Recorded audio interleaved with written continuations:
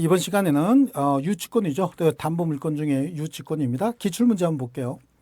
담보물권이 가지는 특성, 통유성은 4개죠. 부정성, 수반성, 불가분성, 물상대의성인데 유치권에 인정되는 건 3개입니다. 부정성, 수반성, 불가분성 3개가 돼야 되죠.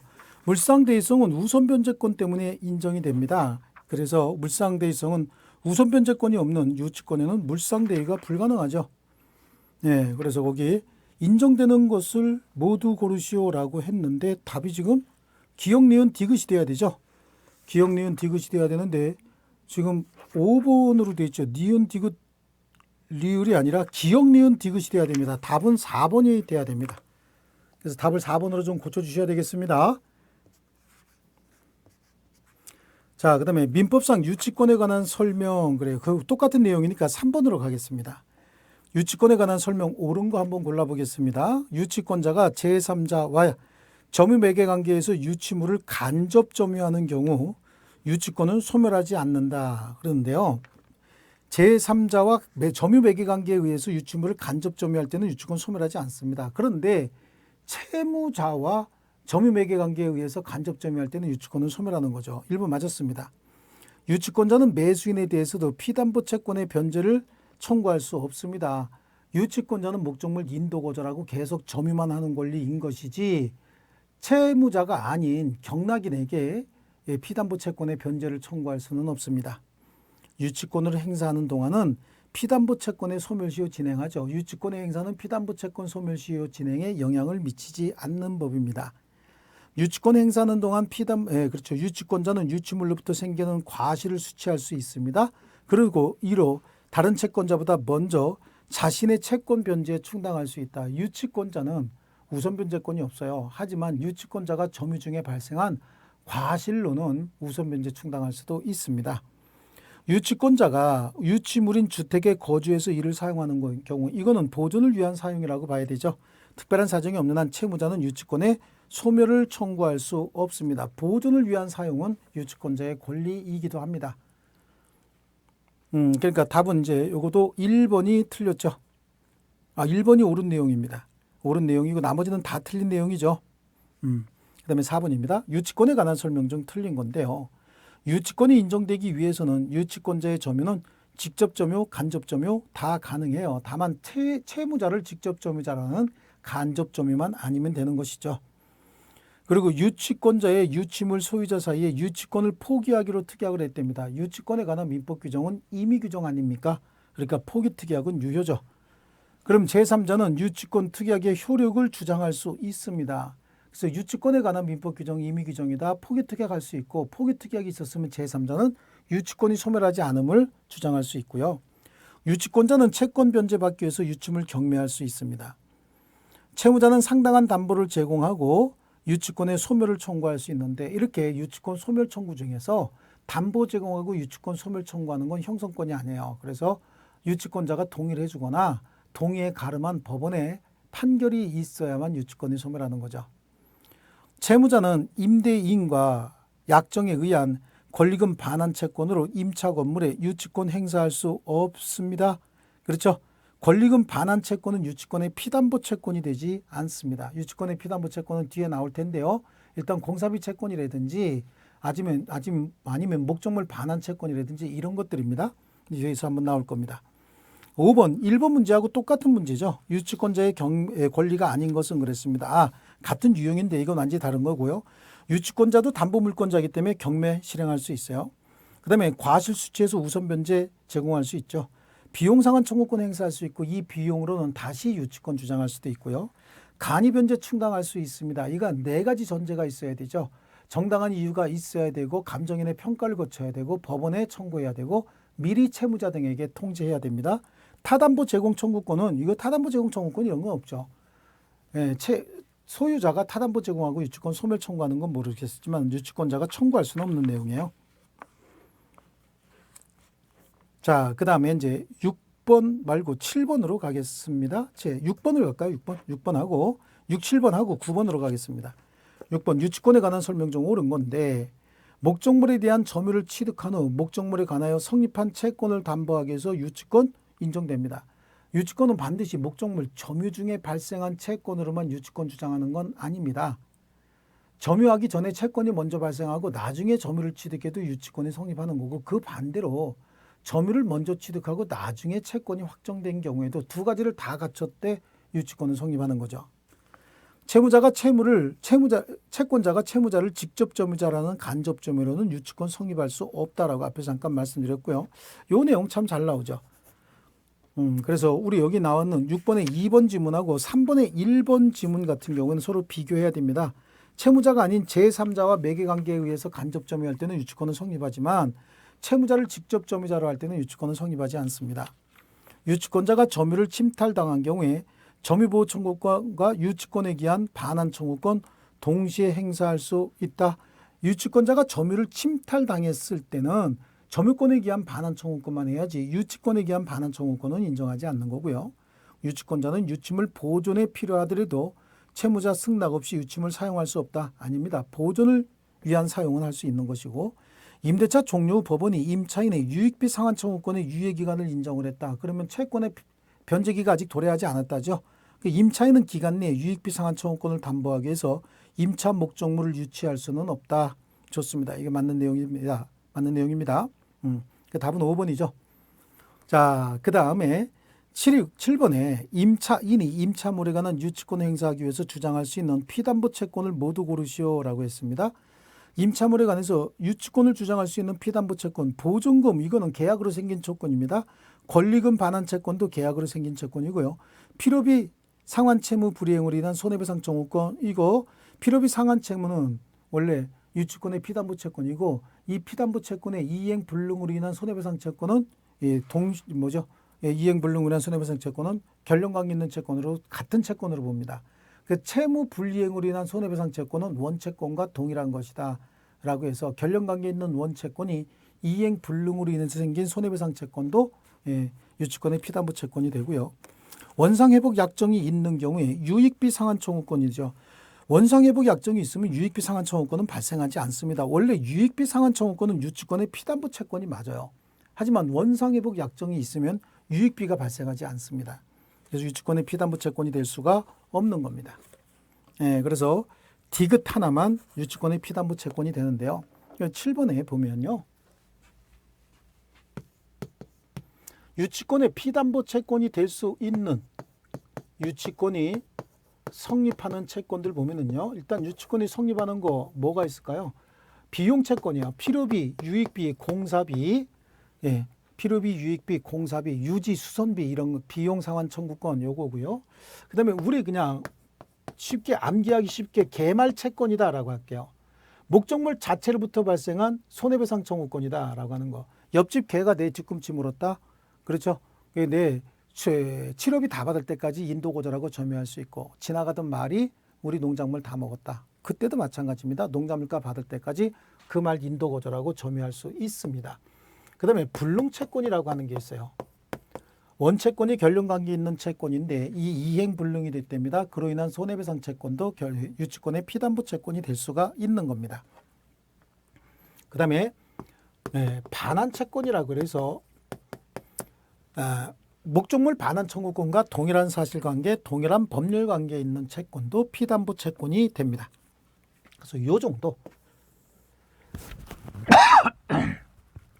죄송합니다. 자, 그 다음에 유치권의 피담보 채권이 될 수 없는 거, 이 계약으로 생긴 채권이에요. 그래서 매매대금, 권리금, 보증금 채권 이런 것들은 계약으로 생긴 채권이고요. 그 다음에 상대방의 배신행위로 인해서 생긴 손해배상 채권도 결령관계 있는, 결령관계 없는 채권입니다. 그래서 임대인이 배신행위로 인해서 생긴 손해배상 청구권 얘기하는 겁니다. 이런 것도 유치권의 피담보 채권이 될 수 없는 권리들이죠. 자, 그 다음에 9번으로 가겠습니다. 갑은 자신의 토지의 주택 신축 공사를 을에게 맡기면서 간명의 보존 등기 후 2개월 후에 공사대금 지급과 동시에 주택을 인도받기로 약정했는데 2016년 1월 15일 주택에 대하여 간명의 보존 등기를 마쳤으나 을은 현재까지 공사대금을 지급받지 못한 채 점유하고 있는데 갑의 채권자가 위 주택에 관해서 강제 경매를 신청해서 2016년 2월 8일 경매 개시 결정 등기가 되고 2016년 10월 17일 경매 대금을 완납한 병이 을을 상대로 주택의 인도를 청구하고 있다. 옳은 것을 모두 고르시오. 그랬습니다. 일단은 2016년 1월 15일 주택에 대해서 보존 등기를 했는데 지금 9번입니다. 2016년 1월 15일이죠. 1월 15일 보존 등기를 했습니다. 이 보존 등기를 하고 2개월 후면은 2016년 3월 15일이 되겠네요. 이때 채무를 즉 피담보 채권을 변제하기로 했다라고 하는 거죠. 자, 그런데 보존 등기를 했고 을은 현재까지 공사대금을 지급받지 못한 채 여태까지 점유하고 있는데 갑의 채권자가 위 주택에 대한 강제 경매를 신청을 해서 2016년 2월 8일 경매 개시 결정 등기가 됐답니다. 경매 개시 결정 등기는 2월 8일 여기 있었네. 2016년 2월 8일 경매 개시 등기가 있었네요. 경매 신청 등기가 있었습니다. 자, 이런 경우죠. 그리고 현재는 며칠입니까? 2016년 10월 17일. 2016년 10월 17일 경매가 됐네요. 그래서 병에게 경락이 됐는 것 같습니다. 자, 이때 유치권이 성립하는 시점은 언제냐라고 하는 거죠. 목적물을 점유를 계속하고 있었으니까 유치권이 성립하는 시점은 요때인 거죠. 그 유치권이 성립한 시점이 압류의 효력이 발생한 시점보다 뒤에 쳐져 있기 때문에 유치권으로서 경락인에게 대항할 수 없는 겁니다. 자, 이거 갖고 찾아야 됩니다. 가병은 주택에 대한 소유물 반환 청구권 행사할 수 있죠. 경락받은 병은 당연히 내가 경락받은 물건이니까 내놓으라라고 청구할 수 있습니다. 을은 유치권의 근거에서 주택의 인도를 거절할 수 없는 것이고요. 을은 동시이행의 항변권의 근거에서 주택의 인도를 거절할 수 없다. 그렇죠. 동시행의 항변권은 쌍무계약의 효력인데 쌍무계약이 없었던 거 아닙니까? 유치권밖에 없는 거죠. 그러니까 동시행의 항변권은 행사할 수 없는 상황인 게 맞습니다. 자, 좋습니다. 그 다음에 이제 그래서 답은 3번이 돼야 되겠죠. 3번 디귿이 돼야 되겠습니다. 자, 10번 갑은 X건물을 임차한 갑의 X건물을 임차한 을은 X건물 보존 계량 위해서 병으로부터 건축자재를 외상으로 공급받아 수리했습니다. 그 후 임대차가 종료했지만 수리비를 상환받지 못한 을은 X건물을 점유하고 있습니다. 틀린 거 한번 찾아보겠습니다. 자, 건축자재를 병으로부터 외상으로 공급받았다. 그래서 수리를 완료했다라고 하는데 그러면 건축자재 비용은 매매대금 비용이잖아요. 그래서 임대차가 종료했지만 수리비 못 받았다라고 하는데요. 을이 병에게 외상대금을 지급하지 않으면 병은 X건물에 대해서 유치권을 행사할 수 없습니다. 매매대금 채권이잖아요. 이거는요. 건축자재비는 매매대금 채권이기 때문에 유치권 행사할 수 없고요. 그럼 바로 답이 1번이네요. 을은 갑의 수리비를 상환받을 때까지 X건물에 유치권을 주장할 수 있다. 그래요. 자재비 채권 가지고는 유치권 주장하지 못하지만 수리비 가지고는 유치권 주장할 수 있고요. 을은 갑의 승낙 없이 X건물을 제3자에게 담보를 제공할 수 없습니다. 임의로 사용수익하거나 담보를 제공하게 되면 유치권을 위반하게 되는 거죠. 유치권의 성관주의 의무를 위반하게 됩니다. 그러면 소멸 청구에 의해서 바로 소멸하는 것이고요. 을은 수리비 상환받기 위해서 X건물을 경매할 수 있어요. 유치권자가 경매를 신청해도 우선 변제를 받는 건 아닙니다. 하지만 담보물권이기 때문에 경매 신청권은 인정하고 있는 거죠. 또 만약에 X건물을 갑으로부터 양수한 정이 을에게 X건물 반환을 청구하는 경우에 을은 유치권으로 대항할 수 있다. 맞습니다. 을은 유치권으로 대항할 수 있다고 해야 되겠죠. 좋습니다. 그 다음에 그래서 답은 1번이고요. 11번 문제로 가겠습니다. 11번. 자, 갑은 을과 계약에 따라서 을 소유 건물 201호, 202호 전체를 수리하는 공사를 완료했습니다. 근데 을이 공사대금을 지급받지 못하자 201호만 점유하고 있습니다. 불가분성의 원칙상 201호, 202호 전체 공사대금 가지고 201호만 유치하면서 공사대금 전부를 주장할 수도 있습니다. 옳은 건데요. 자, 갑의 유치권은 을 소유 구분 건물 201호, 202호 전체 공사대금을 피담보 채권으로 성립하게 된다. 이거 맞았습니다. 이거 하나 맞았고요. 갑은 을 소유 구분 건물 201호, 202호 전체에 대한 유치권에 의한 경매 신청할 수 있다라고 했는데 201호, 202호인데 구분 건물이라고 하지 않았습니까? 그래서 구분 건물 201호, 202호에 대해서 유치권에 의한 경매를 신청하려면 202호까지 점유하고 있어야 되는데 201호만 점유했지 않습니까? 그러니까 202호에 대해서는 아직 유치권이 성립하지 않은 겁니다. 자, 그 다음에 3번에 갑은 201호에 대한 경매 절차에서 매각 대금으로부터 우선 변제 받을 수 있다. 그런데 201호에 대한 경매 절차에서 매각 대금으로부터 우선 변제 받을 수는 없어요. 유치권자가 경매를 실행한다 그래서 그 경매는 우선 변제를 받기 위한 경매가 아니라 환가를 위한 경매이기 때문에 우선 변제 받을 수는 없고요. 갑이 을의 승낙 없이 201호를 병에게 임대했습니다. 그러면 을은 유치권 소멸 청구할 수 있죠. 이건 성관주의 의무 또는 무단 사용 금지 의무를 위반한 겁니다. 그래서 경매 청구할, 소멸 청구할 수 있고요. 갑이 을의 승낙 없이 201호를 병에게 임대한 경우에 병은 을에 대해서 임대차 효력을 주장할 수 없습니다. 그래요. 그래서 갑이 을의 승낙 없이 201호를 병에게 임대했을 때 병의 임차권은 효력이 없습니다. 임대할 권한 없는 자로부터 임차한 거기 때문에 이 경우에 임대인에게 임대차 효력을 주장할 수는 없습니다. 자, 그 다음에 이제 그래서 답은 1번이 되겠고요. 12번으로 가겠습니다. 갑은 X 건물에 관하여 생긴 채권을 가지고 을의 경매 신청에 따라서 X 건물 압류의 효력이 발생하고 경매를 신청하게 되면 압류 효력이 발생하죠. 병은 경매 절차에서 X 건물의 소유권을 취득을 했습니다. 다음 중 갑이 병에게 유치권을 행사할 수 있는 경우를 모두 고르시오 그랬습니다. 압류의 효력이 발생하기 전에 유치권이 성립했느냐 그렇지 않느냐 이걸 따질 줄 알아야 되죠. 그래서 X 건물에 대한 압류의 효력이 발생한 후에 갑이 X 건물에 점유를 이전받았다. 그러면 압류 후에 유치권이 성립했다. 그러니까 유치권은 성립하지만 경락인에게 대항할 수 없는 것이고요.